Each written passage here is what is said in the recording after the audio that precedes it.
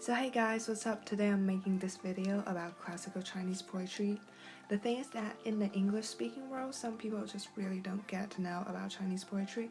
So I'm going to wrap up the basic information in the following note-taking video, and I hope all of you can enjoy it. So first of all, let's start with the forms of classical Chinese poetry. There are four roughly divided categories, and they are 诗, 词, 曲, and 赋. The term forms refers to various formal and technical aspects applied to poems, which I'm not going to talk about today, due to the fact that it usually takes years to really get the hang of it. By the way, it's impossible for me to go over everything in this short video, so for further information you can always go to Wikipedia or comment down below and let me know. So for the next step, I'm going to talk about the typical genres of classical Chinese poetry. The most popular topic for ancient poets are definitely landscapes and fascinating sceneries. Believe it or not, there is at least one piece of landscape-style poem in every poet's anthology. However, when they make their compliment, they're usually using it as a metaphor to describe their inner world. So whenever you read them, just make sure don't take them at face value.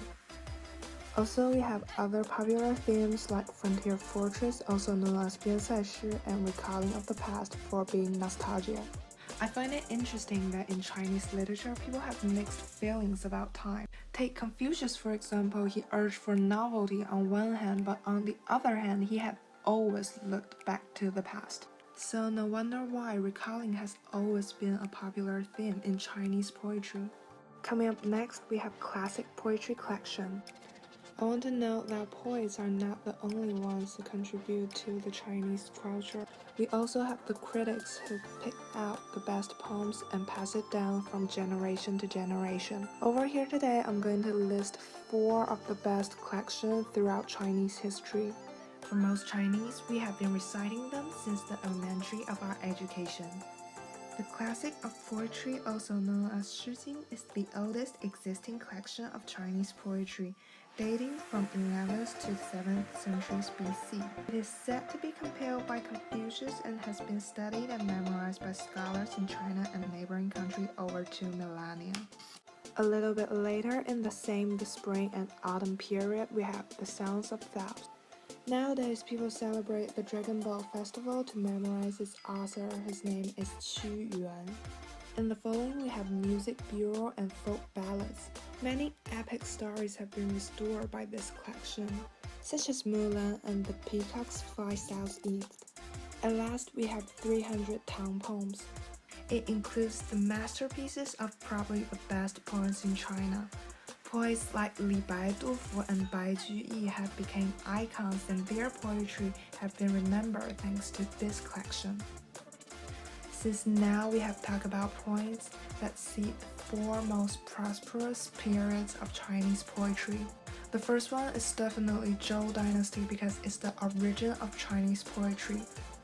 This period also gave birth to the culture that the Chinese ethnic have been inherited for hundreds and hundreds of years. Coming up next, we welcome the first peak of classical poetry. Tang Dynasty was especially a flourishing age for the form type 诗. Also at this time, the classical poetry in China started to have great impacts on surrounding regions such as Japan and Korea. Next peak for Chinese poetry was Song Dynasty.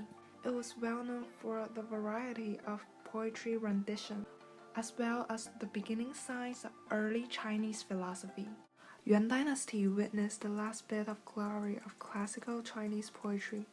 Instead of focusing on the traditional mode, people start to turn into another category called Qu, which later received a high popularity for its exquisite quality. Now, before I end this video, I want to share some of my personal favorites to you guys. Yet, due to the fact that many of them don't have the proper English translation, so I picked out 3 really famous ones to share with you. Well, the first one is called A Moonlit Night on the Spring River. Though there are many translations for its title, but they don't really differ very much, so I guess all of you can find it.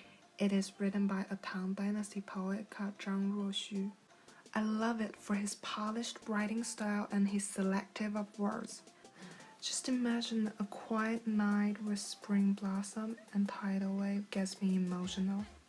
The next one I put down is called Breakup Formation, Dance of Cavalry. It's written by a guy called Xin Qiji from Song Dynasty. I chose this one because I want to show my affection to him. For Xin Qiji, he is my favorite poet of all time, and this is a poetry that represents his character very well. So at the end of the list, we have Bells Ringing in the Rain. I picked this one out for its beautiful English translation. In my view, this is the best poem to describe the sadness of two star-crossed lovers that have to say goodbye to each other. The fact is that it's Arthur Liu Yun composed it based on his real-life experience, and his broken heart can still touches his reader deeply even after all these years went by. So to end my video, I want to do a reading on classical Chinese poetry. Farewell to Perfect Dew by Wang Bo.